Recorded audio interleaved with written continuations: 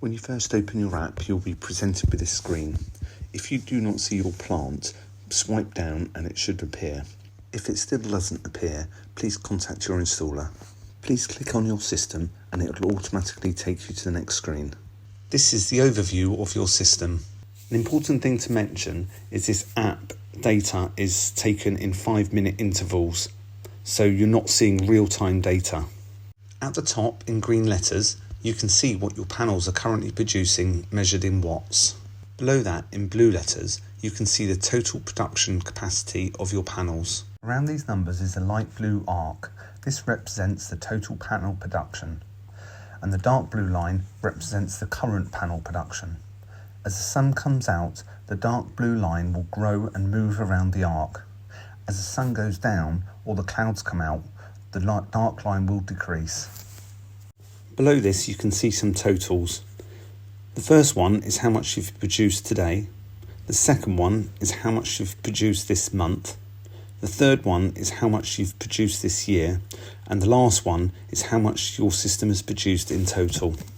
Below this is the power flow diagram, and probably the best part of the app, as it gives you a good indication of how your energy is being used. In the top left is the solar panels and how much energy they are sending to the inverter. If you follow the flow of arrows, they will lead you to the inverter at the centre. At the bottom left is the battery.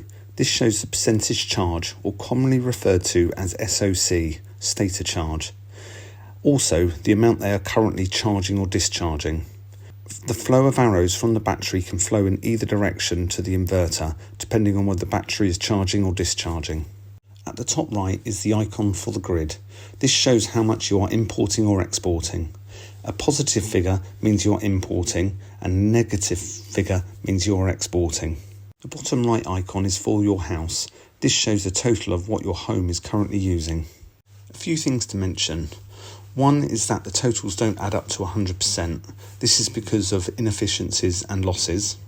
Also, when you're powered from solar, there will be a small draw from the grid. This is so the system doesn't cause issues with prepay meters. If you scroll down slightly, you'll see the generation purpose and the generation graph. The generation purpose diagram shows you how you've used your production today, whether it's consumption, export, or charging the batteries. The generation graph is another useful part of this app, as it will let you drill down on the data and tell you what has been happening with your system. On the day of handover, this won't be populated with data, as the system has only just been commissioned, but this will populate over time.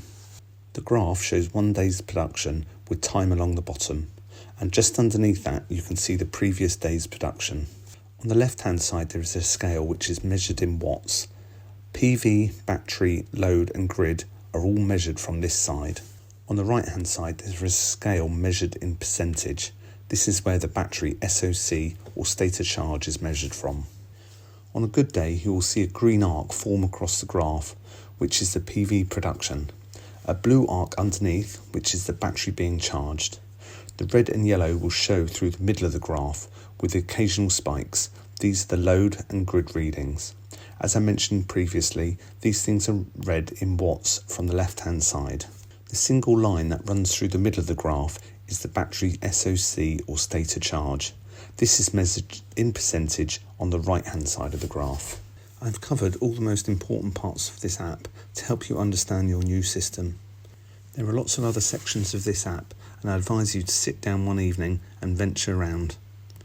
There are lots of settings you may have the ability to change, and I urge you not to touch the settings unless you know what you're doing, as you could damage the system.